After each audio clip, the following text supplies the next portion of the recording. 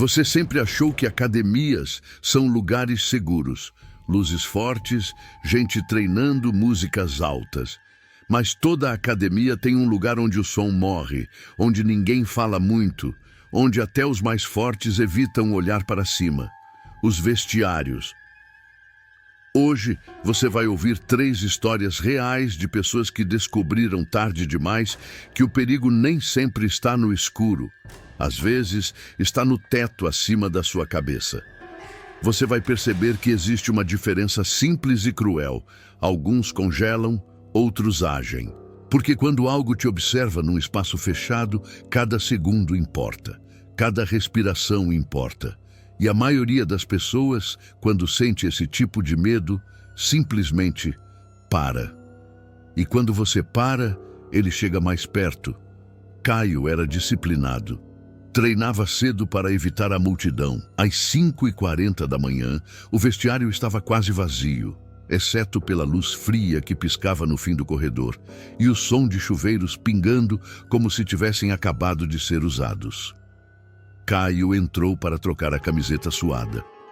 O ar ali dentro sempre parecia preso, como se nunca circulasse de verdade. Enquanto tirava a mochila, ouviu algo. Não passos, não respiração. Era um arranhar vindo de cima, como unhas roçando em uma superfície áspera. Caio se virou devagar. O forro do teto era de placas brancas, comuns, mas uma delas estava deslocada. Só um pouco, como se alguém tivesse empurrado de dentro para fora. A maioria das pessoas já teria congelado. Mas Caio respirou fundo, como fazia nos treinos pesados. 4 segundos inspirando, 8 soltando. Ele sabia que o medo só vence quando você perde o ritmo. Ele fingiu que não ouviu nada. Continuou trocando de roupa, mas os pelos do braço estavam arrepiados. O arranhar parou. Silêncio total. Depois, um som curto, como dedos batendo 2 vezes no gesso. Toque, toque. Direto acima da sua cabeça. Caio levantou o olhar. Um erro que ele não repetiria nunca mais. Entre a fresta da placa e a escuridão do teto, 2 olhos o observavam. Brancos, imóveis, sem piscar. Caio deu um passo para trás, mas manteve a respiração. Ele sabia que desespero é alimento. Pegou a mochila com firmeza. Quando começou a caminhar para fora, a placa mexeu de novo. Desta vez, como se algo estivesse tentando sair. Só que não saiu. Só acompanhou o movimento dele, deslizando no teto. Quando alcançou a porta, ouviu um suspiro longo, úmido, vindo da escuridão acima. Ele saiu, chamou o gerente, contou o que tinha visto. Eles subiram no teto. Nada, exceto marcas de unhas no pó acumulado. Caio nunca treinou sem olhar para baixo, mas também nunca mais entrou em um vestiário sem pensar no teto. Júlia treinava à noite. Era dedicada, forte, disciplinada. O vestiário feminino ficava no 2º andar da academia, separado do restante por um corredor estreito com iluminação fraca. Naquela noite, ela tinha feito um treino intenso de costas e só queria lavar o rosto antes de ir embora. O vestiário estava vazio. Muito vazio. Não havia toalhas, shampoo caído, sacola aberta. Nada. Era como se ninguém tivesse usado naquele dia. Júlia achou estranho, mas não pensou muito, até perceber que a sensação no peito não era cansaço.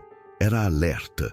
Enquanto amarrava o cabelo, viu pelo espelho algo no canto superior do teto, onde havia um pequeno mezanino técnico com grade metálica.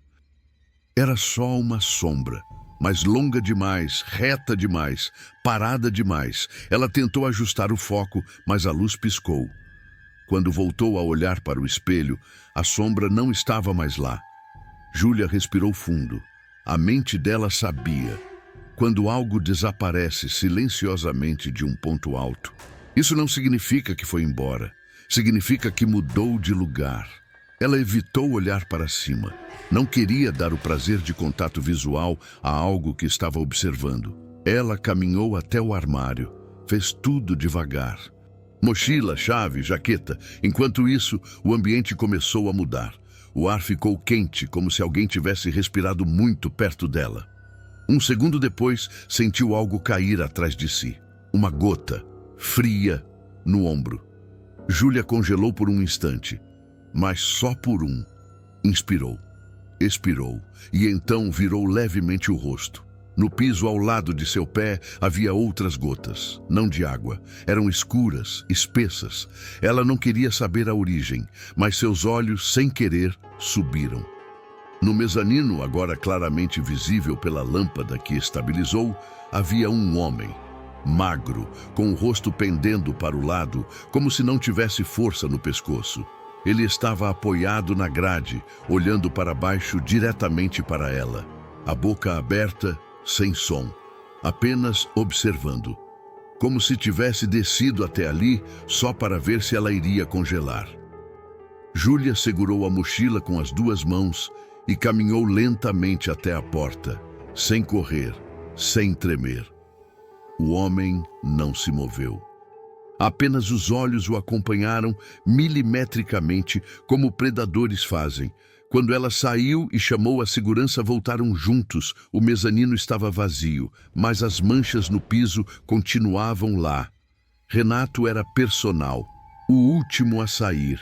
Ele já tinha visto de tudo, alunos passando mal, brigas, gente desmaiando, mas nunca tinha sentido medo na academia. Até aquela noite, às 23h10, ele foi ao vestiário masculino para conferir se não havia ninguém. A luz de emergência deixava tudo num tom verde doentio. Renato caminhou entre os armários e viu algo no chão. Um tênis. Mas não era de aluno. Estava velho, retorcido, parecia queimado nas bordas. Ele se aproximou e notou que havia marcas de poeira arrastada ao redor, como se alguém tivesse empurrado o objeto com os pés, mas sem caminhar. Ele ouviu um barulho, um rangido curto, como dobradiças forçadas. Renato olhou o corredor estreito entre duas fileiras de armários metálicos. Nada. Porém, quando deu mais um passo, algo se moveu rápido demais. Uma sombra longa, que não correspondia a nenhum corpo, deslizou para o fundo do vestiário. A maioria das pessoas fugiria. Mas Renato não. Ele treinava a mente tanto quanto o corpo. Ele se aproximou devagar. O ar estava pesado, quente, úmido, como se alguém tivesse respirado ali dentro por horas. A luz oscilou. No silêncio, ouviu algo respirando fundo. A sombra apareceu de novo, mas agora mais clara. Não era alta, era comprida. Como se tivesse membros demais ou articulações no lugar errado. Ela se espremeu entre os armários sem fazer barulho, como se não tivesse ossos suficientes para atrapalhar. Renato não sabia se era humano. De onde estava, só pôde ver parte do rosto. Um olho aberto demais, fixado nele, imóvel, o tipo de olhar que não avalia, que mede. Predador. Ele sentiu o corpo tremer. Por um segundo, quase congelou. Mas lembrou do que dizia aos alunos. Medo é só informação. O que você faz com ela é escolha. Ele recuou devagar, sem virar as costas. A coisa deslizou para mais perto, sem pressa, como se soubesse que tinha todo o tempo do mundo. Quando finalmente chegou à porta, Renato a fechou e trancou. Chamou o segurança. Chamou a polícia. Mas quando voltaram, encontraram apenas marcas profundas nos armários, como se alguém os tivesse apertado com as mãos. 3 histórias, 3 pessoas, 3 espaços fechados onde o predador veio de cima, do alto, do lugar onde ninguém olha.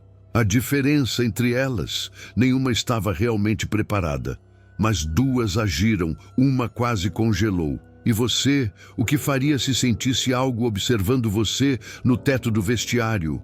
Treinar o corpo não é suficiente. Ninguém vence o que está acima de você, se a sua mente estiver abaixo do medo. Porque na hora que o predador desce, ou você age, ou vira parte da história dele.